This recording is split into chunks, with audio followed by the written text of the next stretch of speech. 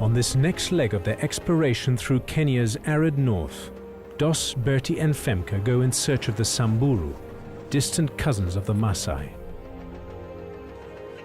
Although they share a similar lifestyle and language, the Samburu are more reclusive. Their hot, arid homeland has for years been cut off from the more developed and populated south. The result is that the Samburu have largely been able to keep their ancient traditions intact. The Samburu were given their name by the Maasai. It means butterfly.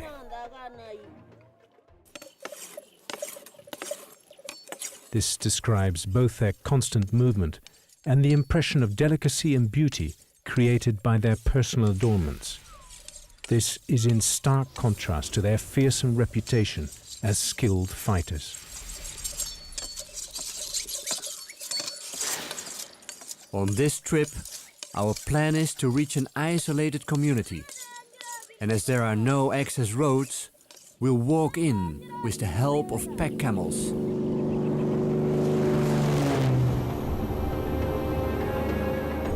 To reach the camels, we gladly take up George's offer to fly us in.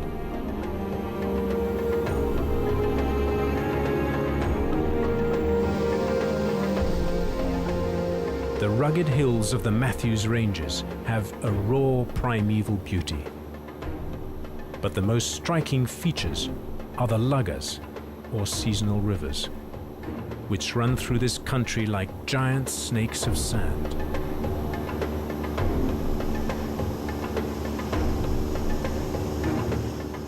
Finally, George has the grass strip in sight, and we brace ourselves for the landing.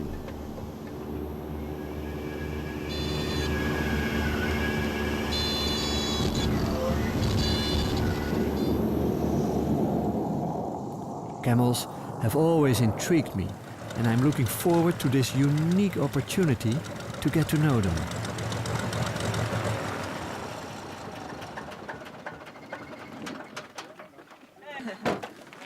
Hi, George. Hello, Helen. How are you doing? Good. How are you?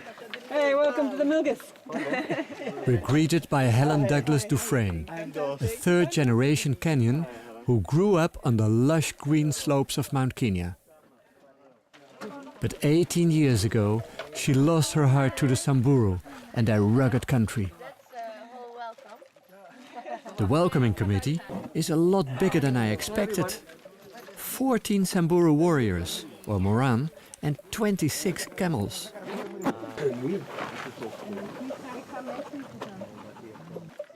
As we load the camels, I begin to appreciate why there are so many of them. For a trip like this, everything needs to be carried in. Also, many potential dangers lie ahead.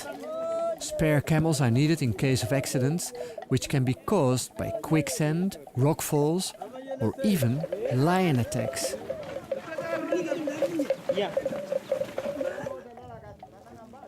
The team head for the Saya Laga, one of the largest in the country.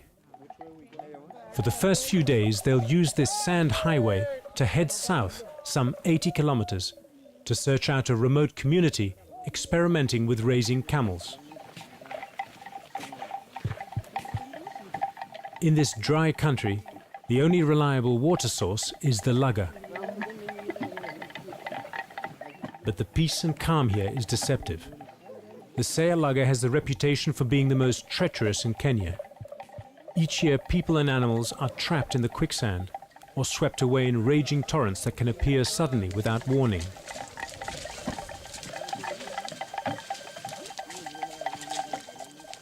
The sand in the Laga softens. Everyone feels it. The camels are getting nervous.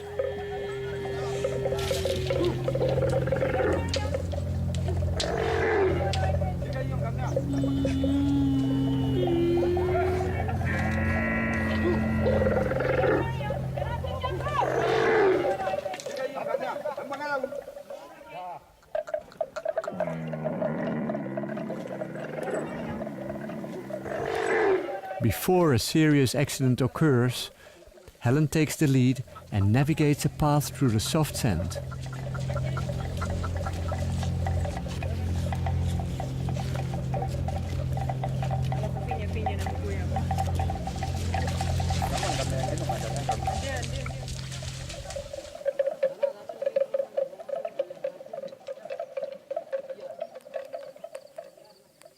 That evening, in the most wonderful setting imaginable, we get the first real taste of Samburu culture. A spontaneous performance of song and dance. Most evenings this goes on until late. Their deep resounding calls and rhythmic chants mingle with the natural sounds of the night.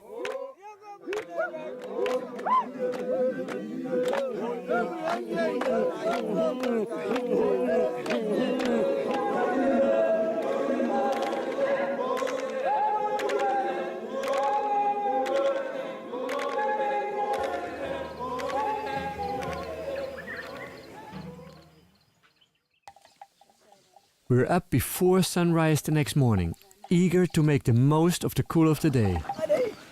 Believe it or I guess if the camels are ready and everyone's set, we might as well take off before it gets too hot, yeah? Yeah. I saw some elephants last night about 1 Yeah. o'clock in the morning down in the lugger. I'd like to have a look and see their tracks. should, See yeah. what else came to Yeah. the waterhole. Okay.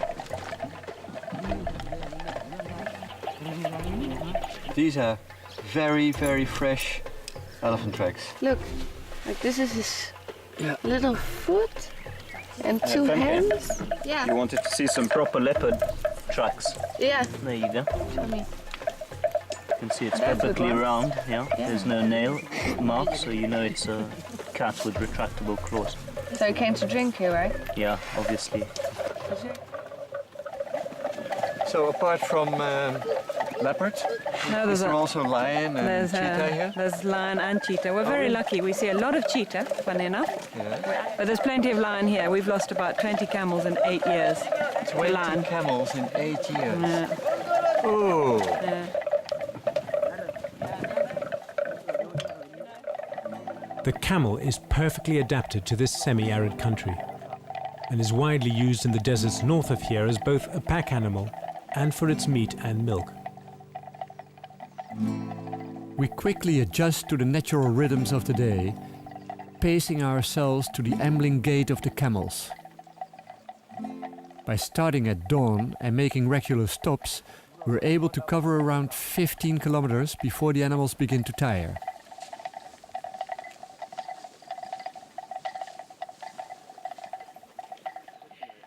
During the first break, we're amazed to see the camels attacking hungrily the branches of the acacia trees with their long thorns. But what they're really after are the coiled spring-like pods. With a crude protein level of nearly 40%, they're incredibly nutritious. He loves it.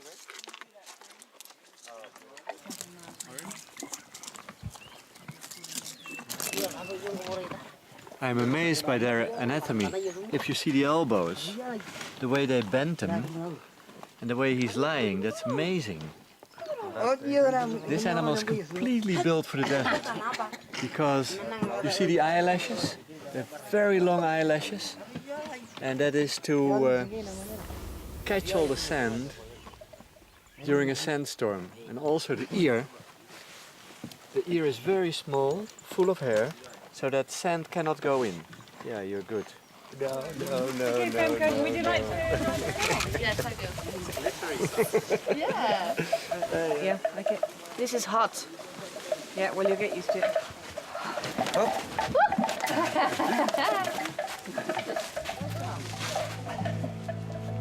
By around 10 in the morning, the air temperature is already 40 degrees Celsius. This certainly makes the going more difficult.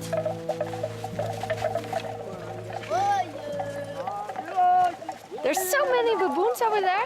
Stop. Just stop. There are many. Oh, look. Thing on there between. But there must be a water hole there. Yeah, that's what I'm thinking. And I think there are more than 100 baboons. Getting close is going to be If you difficult. approach from the left, The bulk of the troop appears to be paying no attention to us, but a couple of sentries will be keeping a sharp lookout. These baboons are not afraid to show themselves. But will they let us get close enough for a good picture?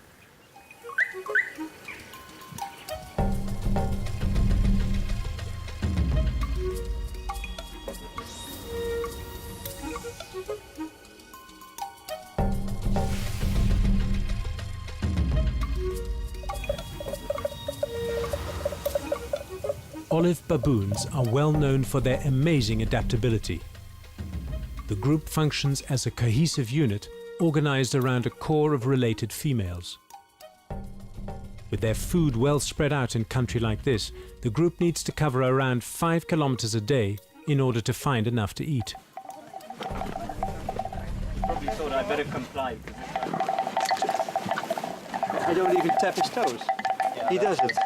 You're a very good camel, you know? Most days by 2 o'clock in the afternoon we had made our quota of kilometers and it was time to stop, let the camels graze and set about building camp.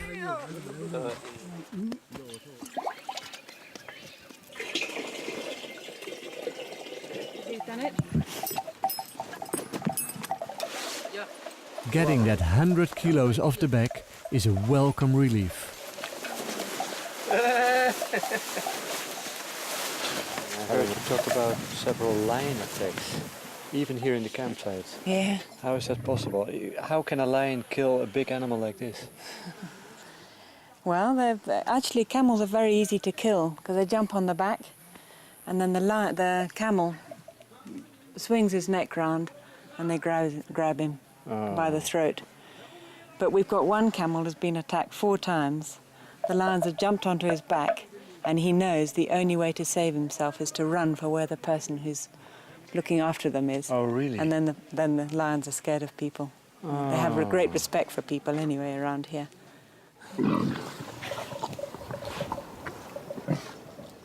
The camels have already found a drinking hole. Strangely enough, this master of the desert cannot dig for water himself and has to rely on people or other animals to do it for it.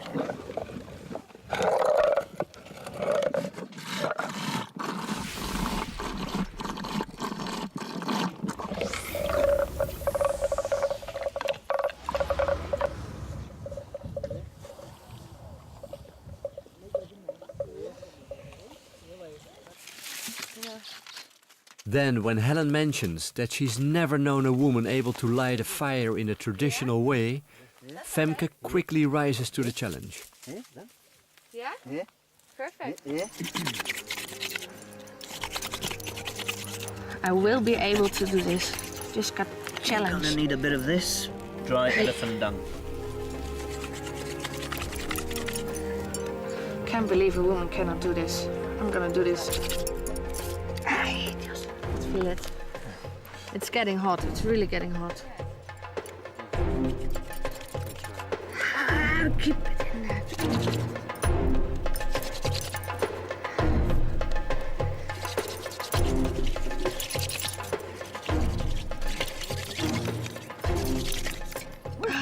Hey, what? Oei. Are you a man or a woman? Come on.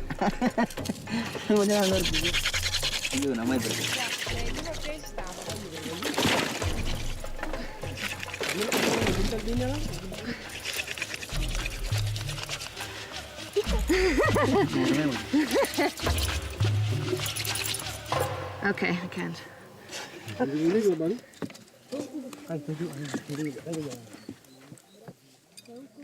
After 45 minutes of valiant effort, Lele manages to get a flame going in just 45 seconds. Waarom knipt hij nou? So the only thing you've seen now is that he's the professional. And I will be able to do this tomorrow. I will.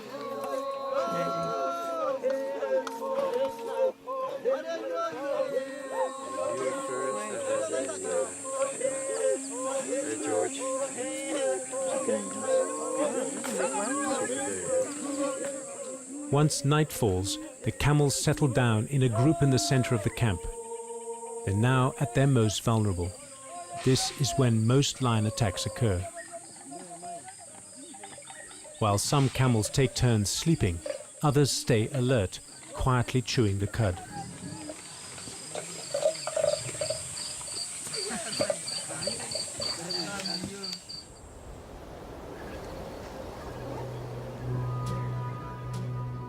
On some mornings, in that special stillness at dawn, I get the sense that this ancient land and its proud ancient people blend to form a timeless kind of magic.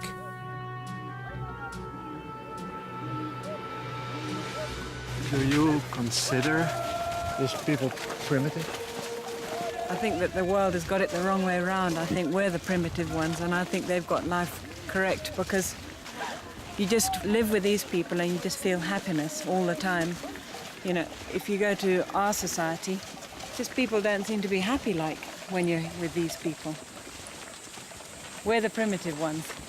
We've lost the plot.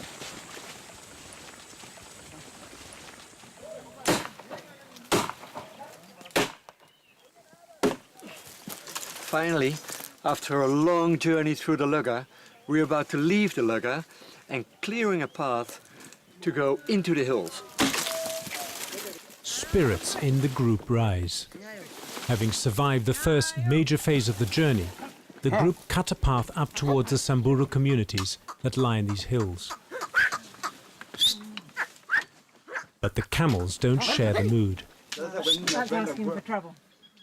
They're not happy on this steep rocky slope. Their soft padded feet, so good for the sandy lugger, are more of a hindrance here.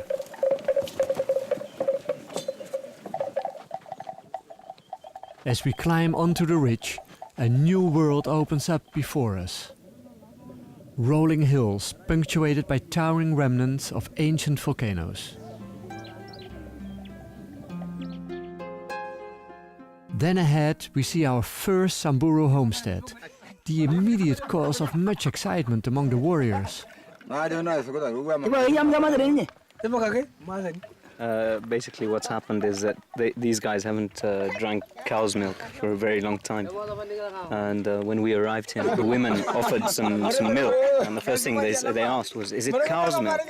And she said, "Yes, of course," and that was complete excitement.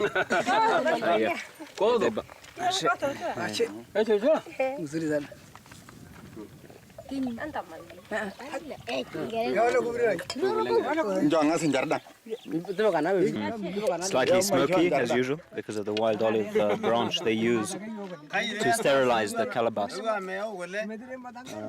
It's an acquired taste. I don't mind it. I was brought up on this stuff. So. That's how they get all their vitamin C, is through this milk. Leaving the camels resting in camp, the team cover the last kilometers on foot. The leader of this homestead, or ngang, is Kirimboto. With his winning smile, he introduces us to the 28 members of his family group who live here. Samburu villages are small and spread out thinly, so that the grazing pressure on these hills is minimized.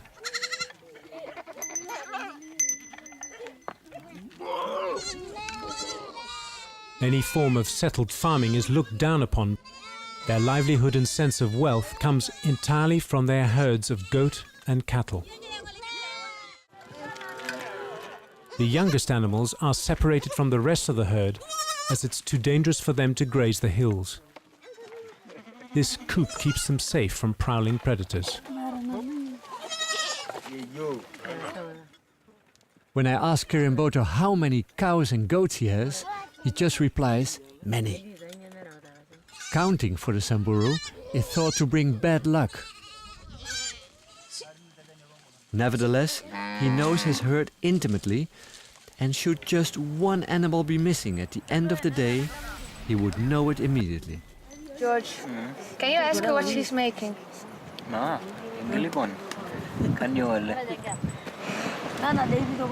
Says she's manufacturing this for her daughter that's behind now. Oh, that's her daughter. Yeah.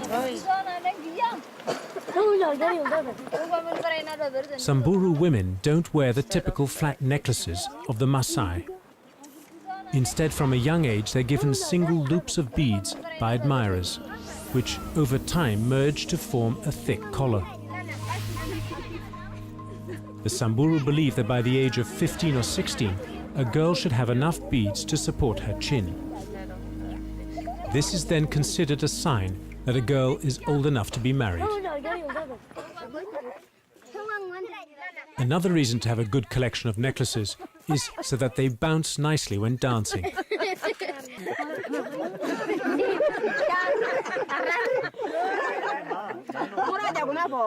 A big discussion soon develops. This lady is concerned that she has too few to make the right impression. She says even if no cars, she'll walk up to Wamba to get her beads. Even now, right now, she's ready to go. She's desperate for beads. Yeah, she wants no beads.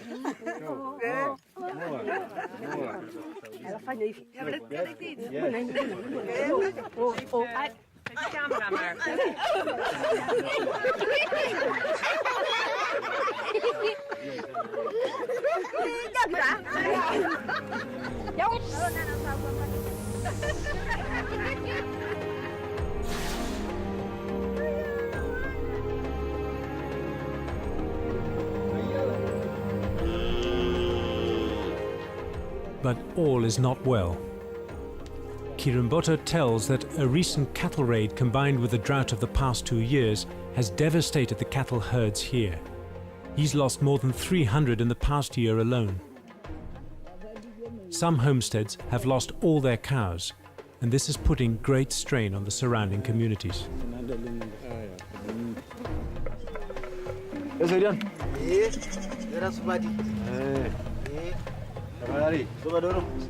But Kirimboto's uncle and neighbor, Lenariu, thinks he's found the answer in the camel, a beast quite foreign to the Samburu.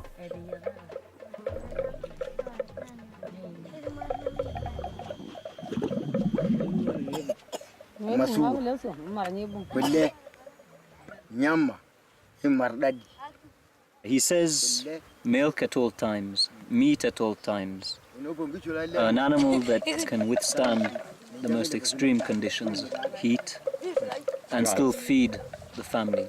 He says all of the children around here have survived through drought and everything thanks to the camels.